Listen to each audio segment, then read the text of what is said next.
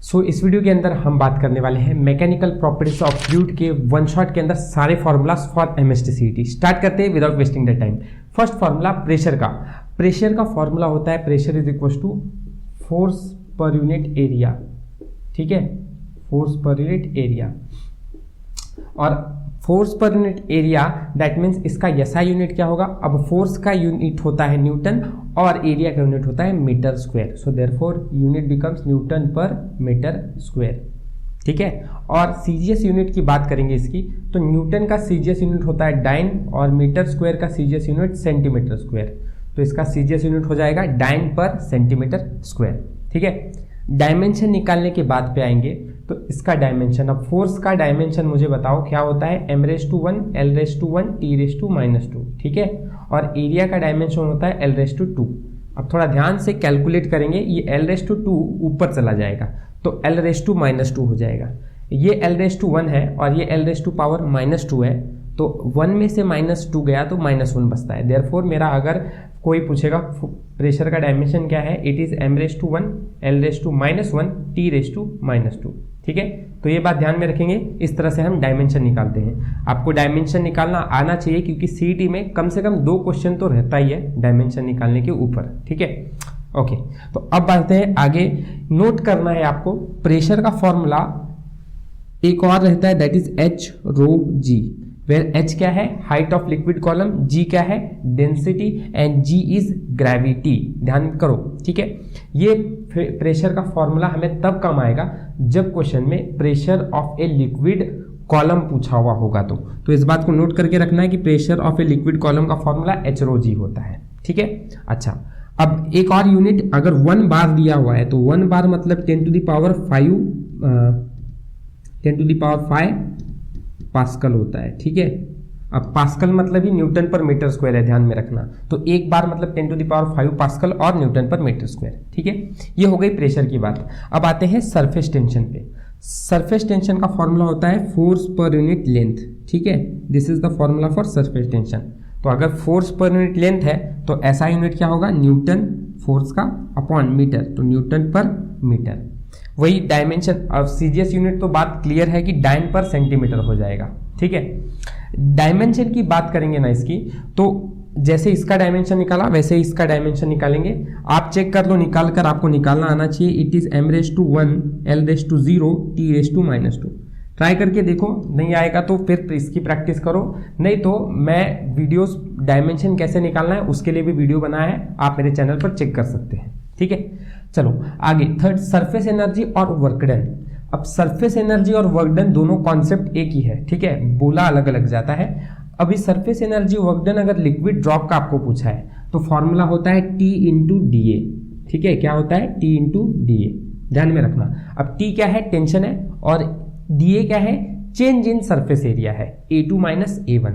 ठीक है, अच्छा, दूसरी बात, सो बबल का अगर हम बोलेंगे कि सरफेस एनर्जी का फॉर्मूला क्या होता है तो इट इज T × 2dA। इसके पास 2 सरफेसेस आ जाते हैं इसलिए हम 2 × dA लिखते हैं। ठीक है, मीनिंग दोनों का, ऊपर वाले का जो है वही नीचे वाले का भी है। ठीक है, next, fourth is excess pressure inside liquid drop. Liquid drop के अंदर कितना एक्सेस प्रेशर होता है, तो फॉर्मूला इज एक्सेस प्रेशर को बताने के लिए हम P - P0 का इस्तेमाल करते हैं, ये ध्यान में रखना। और लिक्विड ड्रॉप का एक्सेस प्रेशर का फॉर्मूला होता है 2T/R। ठीक है, ये लिख के रखो। अब इसमें T टेंशन है, R रेडियस है।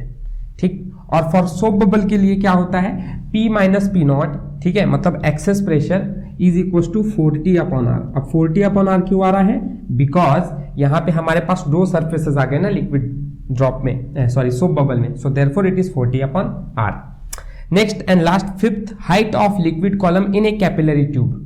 हाइट लिक्विड कॉलम का कैपिलरी ट्यूब के अंदर कितना होता है, it is h is equal to 2T cos θ upon ρg/r।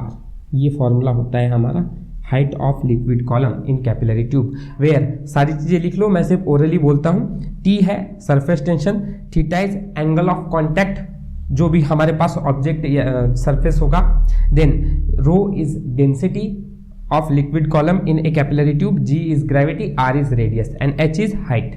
यहां याद रखो, सवाल ऐसा भी आ सकता है, H is inversely proportional to R। ठीक है, ये ध्यान में रखना, h is inversely proportional to r। तो h1 बाय h2 का ratio will be equals to r2 by r1 का रेशो। इस पे कॉन्सेप्ट रिलेटेड सवाल रहते हैं, ठीक है, कि हाइट लिक्विड कॉलम का इतना है, दूसरे वाले का हाइट कितना होगा, इफ r1 इतना है r2 इतना है, ऐसे डेटा दे के रखते हैं और आपको दूसरा हाइट फाइंड करने के लिए बोला जाता है। तो इस तरह से क्वेश्चन आ सकते हैं इसके ऊपर, और आगे के फॉर्मूलाज हम देखते हैं। सो अगला पॉइंट स्टार्ट करेंगे, क्रिटिकल वेलोसिटी। क्रिटिकल वेलोसिटी, अब इसका क्या फॉर्मूला होता है, पहले तो हम क्रिटिकल वेलोसिटी को जानने के लिए आर के बारे में जानेंगे। आर इज रेनॉल्ड्स नंबर, ठीक है, R is equal to V rho D upon eta, ठीक है। इसको याद कर सकते हैं अपन एक ट्रिक से, दैट इज विरोधी अपॉन ईटा। अब विरोधी से बना हुआ वर्ड है तो उससे याद किया जा सकता है इसको। एंड ये जो v यहाँ पे c है ये क्रिटिकल वेलोसिटी है, इसलिए इधर हम क्रिटिकल वेलोसिटी के कॉन्सेप्ट को बात कर रहे हैं। क्रिटिकल वेलोसिटी का अगर इधर से फॉर्मूला बनाना होगा तो ये टर्म्स उधर चले जाएंगे बस, और फॉर्मूला बन जाता है, ठीक है। अच्छा, r क्या है, रेनॉल्ड्स नंबर, ईटा क्या है, कोएफिशिएंट ऑफ विस्कोसिटी, डी क्या है, डायमीटर ऑफ ट्यूब, और रो आपको पता है इट इज डेंसिटी। तो ये सारी चीजें आपको ध्यान में रखना है। नेक्स्ट फैक्टर, यहाँ इंपॉर्टेंट क्या है क्रिटिकल वेलोसिटी में, कि नोट करो r की वैल्यू अगर लेस देन 1000 है, मतलब अगर इस वैल्यू को आपको सॉल्व करने को बोला गया सीटी में, और अगर आपको ये वैल्यू सॉल्व करके 1000 से कम आ रही है ना, तो इस वेलोसिटी को हम कौन सा वेलोसिटी बोलते हैं, ये होती है रेनॉल्ड्स नंबर में स्ट्रीमलाइन फ्लो। क्या होती है, स्ट्रीमलाइन फ्लो। ध्यान में रखना है, कॉन्सेप्ट यहाँ पर ऐसा ही घुमा के पूछा जाएगा, अदरवाइज ऐसे भी बोल सकते हैं कि रेनॉल्ड्स नंबर जो है वो 1000 से कम है तो कौन सी फ्लो होगी, स्ट्रीमलाइन, ठीक है। अगर r की वैल्यू मतलब Reynolds number is greater than 2000, so this is turbulent flow. कौन सा, टर्बुलेंट फ्लो। एंड अगर r 1000 से आगे है और 2000 से पीछे है, मतलब 1000 से 2000 के बीच में लाई कर रहा है, तो यहाँ flow is converting from streamline to turbulent. ये ध्यान में रखना है। इतना क्लियर है, तो आगे बढ़ेंगे अगले नेक्स्ट पॉइंट पे, कोएफिशिएंट ऑफ विस्कोसिटी। अब कोएफिशिएंट ऑफ विस्कोसिटी का फॉर्मूला होता है, हम बताते हैं ईटा से है इसको, it is f upon a into dv by dx, where dv by dx क्या है, ये वेलोसिटी ग्रेडियंट होता है, ठीक है, ध्यान में रखना है, ये dv by dx is velocity gradient. अब हमें पता है वेलोसिटी मतलब मीटर पर सेकेंड, और ये डिस्प्लेसमेंट है, ठीक है, डिस्प्लेसमेंट मतलब यूनिट मीटर होगा, तो मीटर से मीटर कैंसिल हो जाएगा। अच्छा, ये सब क्यों बता रहा हूं मैं, पहले तो ये फॉर्मूला याद कर लो, उसके बाद बात करेंगे, ठीक है, कि eta is equal to f upon a into dv by dx। f क्या है, विस्कस फोर्स है, a क्या है, एरिया है, ठीक है। अच्छा, इसका SI यूनिट क्या होगा, अगर ईटा का कोई SI यूनिट पूछ रहा है तो देखो फोर्स का यूनिट होता है न्यूटन पर, एरिया मतलब मीटर स्क्वायर।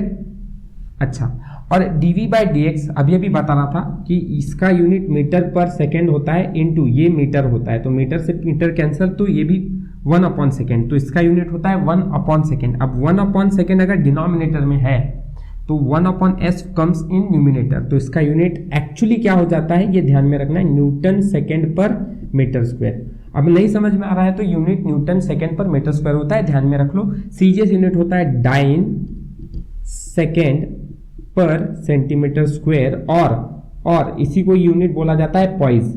तो याद रखना है कि ईटा कोएफिशिएंट ऑफ विस्कोसिटी का सीजीएस यूनिट या तो ये है, अदरवाइज पॉइज याद रखना है, ये भी सवाल पूछा गया है सीईटी में, पूछा आगे भी जा सकता है, ठीक है। ओके, डायमेंशन क्या होता है, देखो जैसे डायमेंशन निकालना सिखाया वैसे निकाल लो आप लोग, पर मैं डायरेक्ट बता देता हूँ, m⁻1 l⁻⁻1 t⁻⁻1 ये डायमेंशन होता है। चेक कर लो यही आता है क्या, नहीं आता है तो प्रैक्टिस करो डायमेंशन निकालने की, ठीक है, कुछ रेफरेंस लेकर। स्टोक्स लॉ का फॉर्मूला फोर्स के लिए लिखा जाता है, और ये फॉर्मूला होता है 6 पाई ईटा RV, ठीक है। तो फोर्स होता है 6 pi eta RV। Eta is coefficient of viscosity, R radius है, V वेलोसिटी है। क्लियर, कोई प्रॉब्लम नो, ठीक है। आगे बढ़ते हैं, terminal velocity. Terminal velocity Vt is equal to 2/9 r² rho minus sigma g upon eta, ये फॉर्मूला होता है टर्मिनल वेलोसिटी का, जो ध्यान में रखना है, ठीक है। 2/9 r², r is radius, rho minus sigma, rho density of first liquid, sigma density of another liquid, g gravity, and eta is coefficient of viscosity, ठीक है।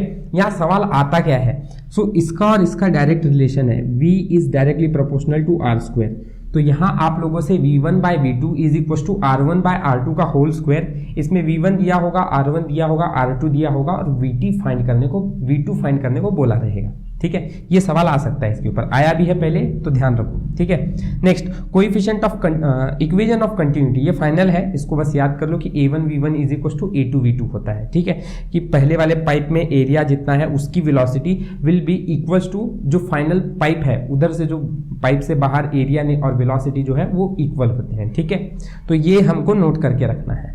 अच्छा, स्पीड ऑफ इफ्लक्स, ये फाइनल फॉर्मूला है, V efflux is equal to √2GH होता है, दिमाग में रखें। ठीक है, तो ये सारे फॉर्मूलाज मतलब पूरे मैकेनिकल प्रॉपर्टीज ऑफ फ्लूइड के कवर हो जाते हैं। सब फॉर्मूलाज को नोट बना के रखें, पढ़ाई करते रहे, मैं और भी ऐसे वीडियो लाते रहूंगा। If you enjoyed this video, if you have any importance in this video, then like, share and subscribe my channel. Thank you for watching my video. We'll meet in the next video.